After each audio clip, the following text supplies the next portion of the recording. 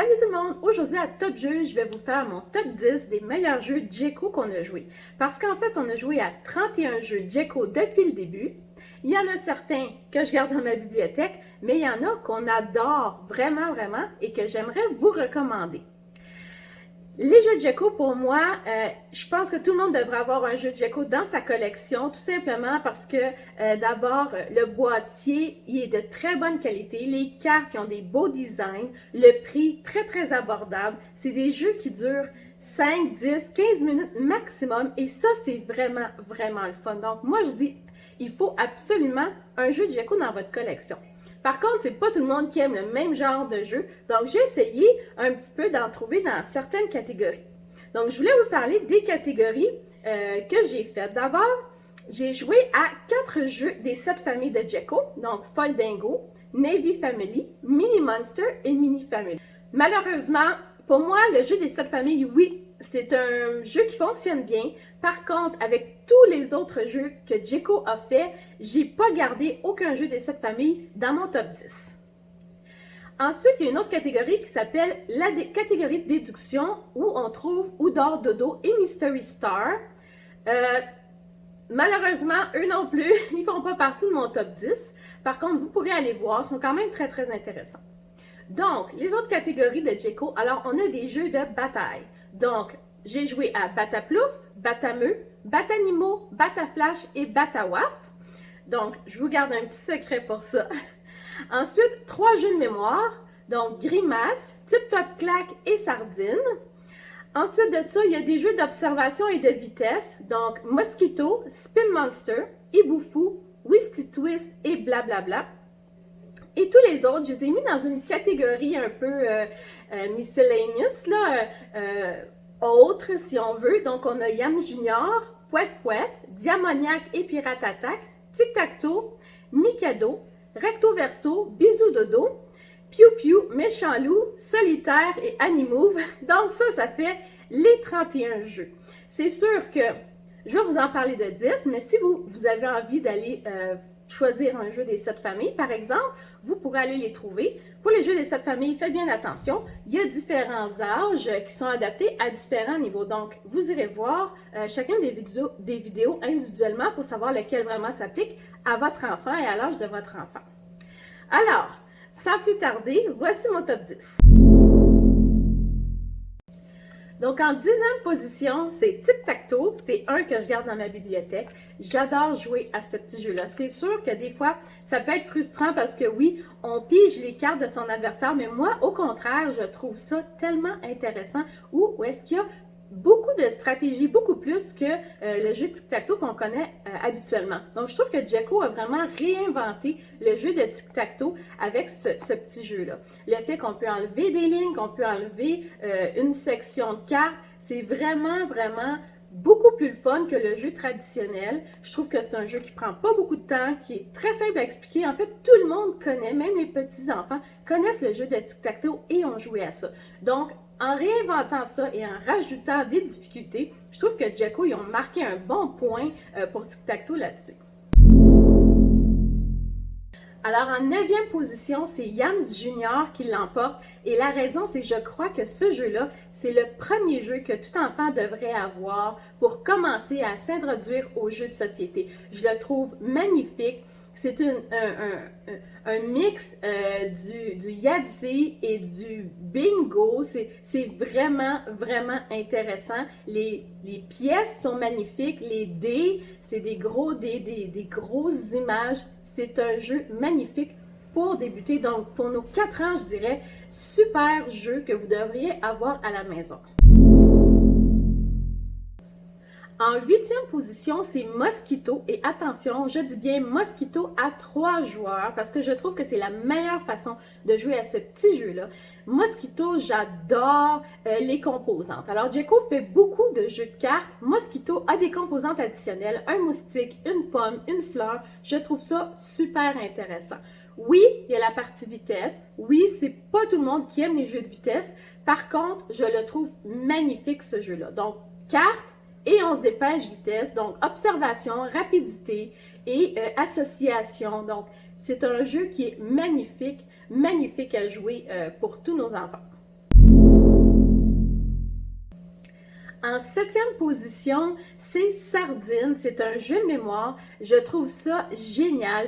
C'est de savoir quelle sardine porte quoi. Est-ce qu'on va s'en rappeler? Donc, en regardant la boîte de sardines, regardez ce que chaque sardine porte et ensuite essayez de s'en rappeler. C'est un des premiers jeux qu'on a acheté, Sardine. C'est un des jeux que je garde parce que c'est vraiment un jeu qu'on peut ressortir avec des enfants de tous âges. C'est vraiment, vraiment intéressant. Et puis les sardines, elles sont tellement drôles quand on les habille avec une cravate, des fois avec une sacoche, des fois avec toutes sortes de choses. Les enfants, ils trouvent ça drôle. Et c'est aussi un jeu qu'on retrouve souvent dans les écoles, dans les garderies. Donc, moi, Sardine, là, ça fait partie de mon top 10, c'est sûr et certain. Puis je le garde. Donc, moi, je vous recommande celui-là. Alors, en sixième position, c'est Bataplouf qui remporte parce que tout simplement, c'est un jeu qui se joue dans le bain. Je trouve ça tellement original. J'ai trouvé aussi que ce sont des cartes. Oui, c'est un jeu de bataille et je suis pas forcément une fan des jeux de bataille.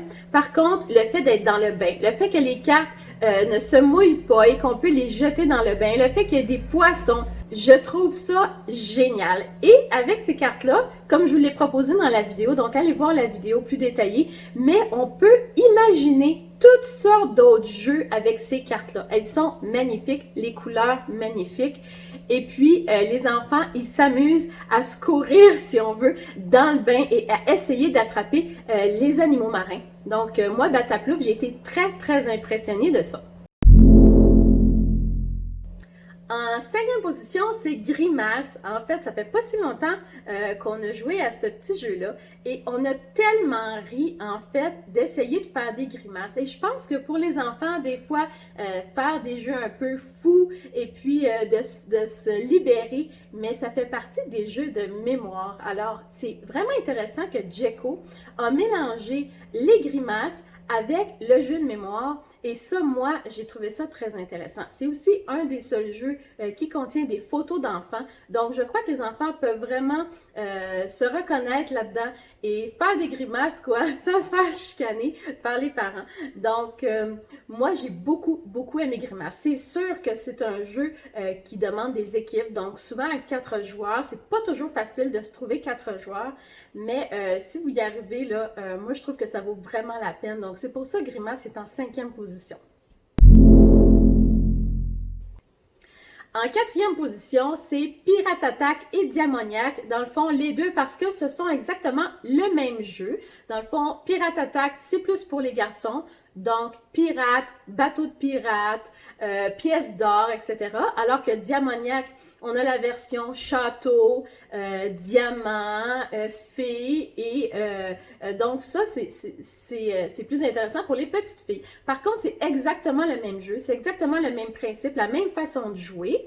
Vous irez voir dans mes vidéos, j'ai suggéré une petite alternative de règles qui, je crois, rend les choses beaucoup plus agréables. Par contre, j'ai trouvé que ce petit jeu-là, c'est très, très intéressant. Donc, sans compliquer les choses, sans avoir des pièces ou des choses comme ça, juste avec des cartes, les enfants sont très excités à l'idée de construire leur château.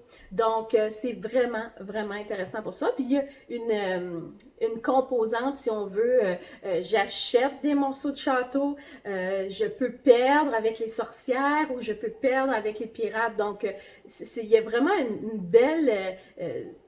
un beau jeu derrière ces deux petits jeux-là. C'est pour ça que c'est en 4e position. Très, très intéressant. Alors, en 3e position, c'est Pouet Pouet. Et Pouet Pouet, je le garde dans ma bibliothèque, même si ça dit 5 à 9 ans, parce que même nous, les adultes, on a eu beaucoup, beaucoup de plaisir de jouer avec nos enfants. Et je pense que c'est un jeu parfait pour amener dans des parties, pour amener dans des garderies, pour aller voir les petits-neveux et nièces. C'est un jeu de mime, c'est un jeu de son, c'est un jeu où on crie, c'est un jeu où on s'amuse, c'est un jeu où on utilise notre corps et c'est vraiment, vraiment intéressant pour ça. Je pense qu'on a eu tellement de plaisir. Et si on ne veut pas mimer ou quoi que ce soit, les cartes elles-mêmes sont magnifiques. Donc, on peut utiliser les cartes pour faire toutes sortes d'autres choses. Et donc, je trouve que c'est comme 2 jeux en un, si on veut, là, pour ça. Pouet Pouet, moi, je le garde dans ma bibliothèque. Puis, je vous le recommande parce qu'on a eu beaucoup, beaucoup de plaisir avec ça. En 2e position, c'est Pouet Pouet et Pouet Pouet, je garde dans ma bibliothèque, même si ça dit 5 à 9 ans, parce que même nous, les adultes, on a eu beaucoup, beaucoup de plaisir de jouer avec nos enfants. Et je pense que c'est un jeu parfait pour amener dans des parties, pour aller voir les petits-neveux et nièces. C'est un jeu de mime, c'est un jeu où on crie, c'est un jeu où on s'amuse, c'est un jeu où on utilise notre corps et c'est vraiment, vraiment intéressant pour ça. Je pense qu'on a eu tellement de plaisir. Et si on ne veut pas mimer ou quoi que ce soit, les cartes elles-mêmes sont magnifiques. Donc, je trouve que c'est comme 2 jeux en un, si on veut, là, pour ça. Pouet Pouet, moi, je le garde dans ma bibliothèque. En deuxième position, c'est Animove. Et pourquoi? C'est parce que j'ai été extrêmement surprise de ce jeu-là. C'est un jeu pour moi qui remplace les dames. Et vous irez voir le détail, mais je trouve ça très, très intéressant d'avoir une stratégie simplifiée pour nos enfants. C'est tellement quelque chose de facile, aligner 3 animaux, horizontal, vertical ou en diagonale, avec quelques règles de mouvement simple. Donc, j'ai beaucoup aimé ça et d'introduire une petite partie stratégie dans ce jeu-là. J'ai adapté 2 règles, par exemple. Donc, vous irez voir la vidéo plus détaillée, mais ça vaut vraiment la peine si vous voulez introduire vos enfants à quelque chose de plus complexe. Donc, c'est un jeu à 2, c'est un jeu qui demande du temps, qui prend un peu plus de temps à réfléchir à nos mouvements et tout ça, mais c'est un jeu qui est magnifique. Et encore une fois, c'est un des jeux, un peu comme Mosquito, qui a d'autres pièces, c'est pas seulement des cartes. Donc ça, c'est pas souvent qu'on voit ça chez Djeco. On est souvent habitué à voir seulement leurs cartes. Mais ça, c'est vraiment des belles composantes qui permettent de créer un jeu magnifique. Alors, en première position, c'est Piu Piu qui gagne, en fait, parce que le jeu est magnifique sur plusieurs points. D'abord, tellement simple d'essayer de réaliser qu'il nous faut un coq, une poule et un nid pour faire un œuf. Regardez comment c'est magnifique. Et qu'il nous faut 2 poules pour faire un petit poussin. Je trouve ça génial comme idée. Un renard qui peut voler un œuf et ce sont des idées qui sont tellement simples et qui représentent vraiment la vie à la ferme. Tout est magnifique dans ce petit jeu-là. Je pense qu'on est excité à l'idée d'aller voler un œuf, mais qu'on peut se faire protéger. Donc, avec un coq, avec 2 coqs, on peut protéger nos œufs à la ferme. Avec 2 poules, on pond un œuf. Donc, c'est tous des concepts qui sont magnifiques pour nos jeunes enfants. En plus d'avoir des cartes incroyable. Moi, Piu Piu, c'est un jeu que je vais garder avec moi dans ma bibliothèque. Il fait vraiment partie des jeux que je recommande à tout le monde. Donc, dès que je parle à quelqu'un et que je dis, vous cherchez un jeu pour les plus jeunes, dans le fond, je dirais jusqu'à 8-9 ans, là, je dis, achetez Piu Piu. C'est vraiment quelque chose d'intéressant. Donc, moi, je vous le recommande. Alors, voilà, ça finit mon top 10. Si vous avez aimé le top 10, donnez-moi des likes et puis n'oubliez pas d'aller vous abonner, donc appuyez sur subscribe parce que j'ai d'autres vidéos qui s'en viennent, puis j'aimerais bien que vous soyez au courant de qu'est-ce qui s'en vient. Donc, au prochain top 10, je ne sais pas encore ça va être sur quoi, mais c'est sûr que ça va vous plaire, donc à la prochaine!